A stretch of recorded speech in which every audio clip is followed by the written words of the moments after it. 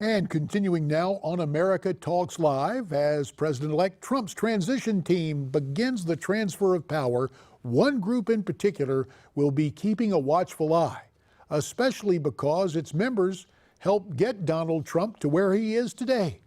Miranda Kahn has more. JD, for many Christians, Donald Trump isn't just their commander-in-chief, he's their commandment-in-chief, not because of his personal beliefs, but because of the change that he could bring to a critical branch in government. The majority of Americans believe that Christians are increasingly facing intolerance. That's not a fringe belief. I believe that the voice of Christians is trying to be silenced.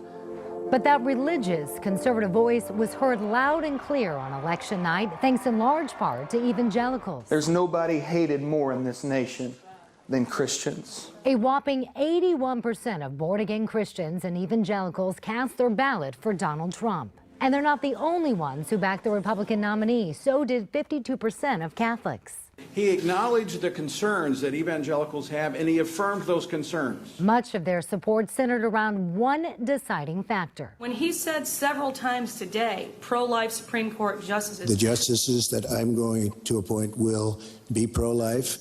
I don't know about you guys, but that's the first time I have ever heard a candidate use those words together. With Antonin Scalia's seat still unfilled and the high probability others will follow during the next presidential term, many Christians felt that Trump was their best chance at gaining back that home field advantage they felt they had lost during Obama's administration. If you say, I would never in a million years vote for Donald Trump, you have to. Because when Crooked Hillary puts Bernie recommendations on the Supreme Court, we've got ourselves another Venezuela, folks. And listen, they did. I would like to thank the evangelical and religious community, the support that they've given me, and I'm not sure I totally deserve it. Has been so amazing. President Obama nominated Merrick Garland to the Supreme Court back in March following the death of Justice Antonin Scalia. Many feel with Trump now as the president-elect, Garland moving forward is highly unlikely. JD, back to you. Thanks very much, Miranda. For more on this, we welcome in the spokesperson for My Faith Votes, Johnnie Moore. Johnnie joins us via Skype from Orange County, California. And John, last week you appeared on Newsmax TV and you made a very accurate prediction about the election. Let's go back to your prophetic words from last week. Take a look and a listen. I'm telling you, JD, depending upon what happens on Tuesday, evangelicals will make the difference. They will elect one candidate, or their disengagement will send another message. But if you talk to 8 evangelicals in this country, 6 of them will tell you, we're showing up this time. It's a moral obligation we have to vote. And John, we take a look at the numbers. Donald Trump performed better among evangelical voters than did any Republican ever. It's worth a second look. Miranda referenced it in her report. 81% of evangelical voters went for Mr. Trump, as opposed to just 16% for Mrs. Clinton. I remember back in 2004, that was what, my 5th term in the House, running for my 6th term, working hard for George W. Bush, and they thought they had targeted the evangelical community, and it did help make a difference in that narrow re-election victory. But the numbers for Mr. Trump surpassed what we saw. And I'm just wondering, how do you explain the influence of Trump? Or was it Trump, or was it just the 8 years of Obama?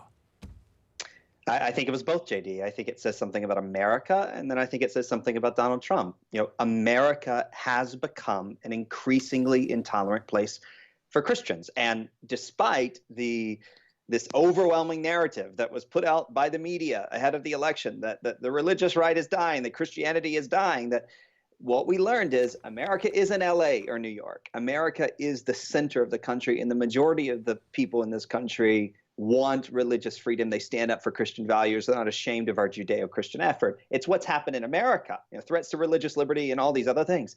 But I got to tell you, JD, Donald Trump deserves all the credit in the world. I have never seen someone with so much power and so much influence go to the effort he went to build individual relationships with not dozens of significant Christian leaders, but thousands of them over years. Pastors with his cell phone. I mean, he invited criticism. He created an evangelical advisory board. He didn't even require everyone to endorse him to be on the board because he legitimately wanted their advice, and they had an open conversation with him.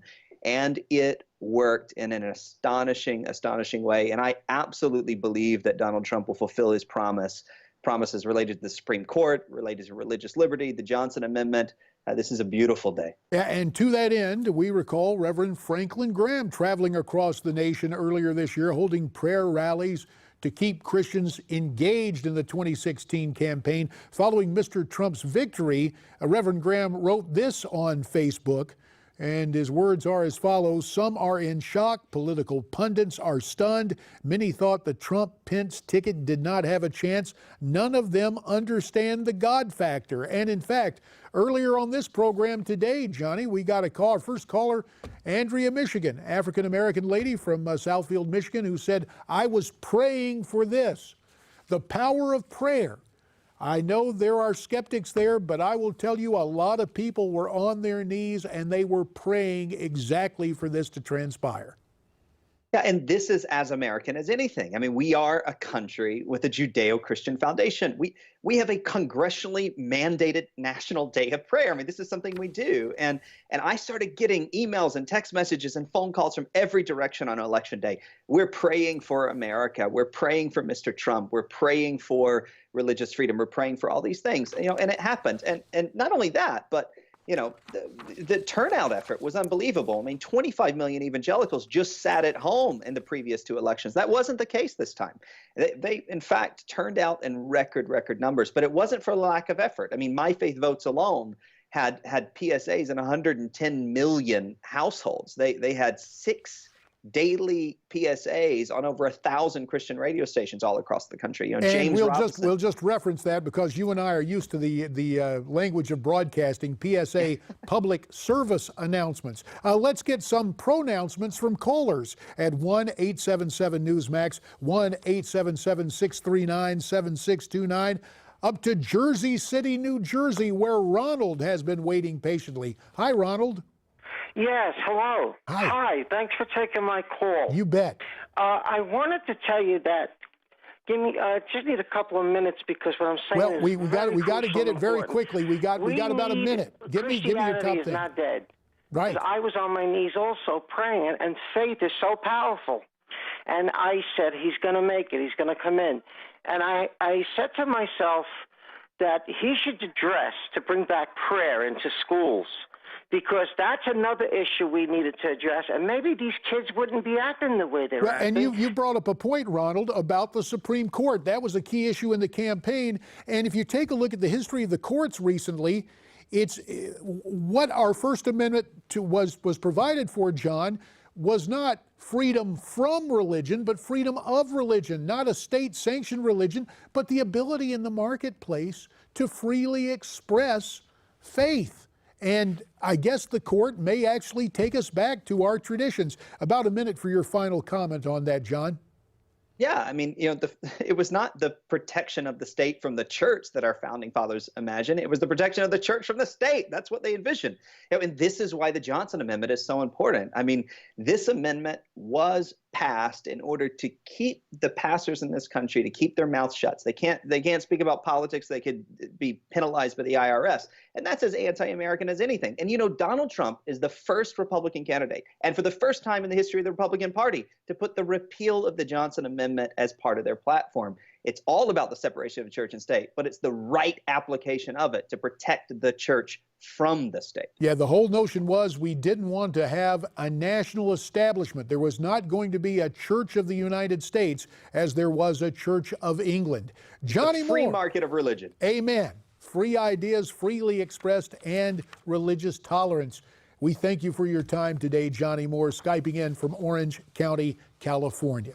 Now, this is Veterans Day, and because of that, the producer of the new Hollywood movie, Hacksaw Ridge, joins us to talk about that and to take stock of November 11th on this day in history. That plus your calls at 1-877-Newsmax, 1-877-639-7629 as America Talks Live rolls on for this Friday.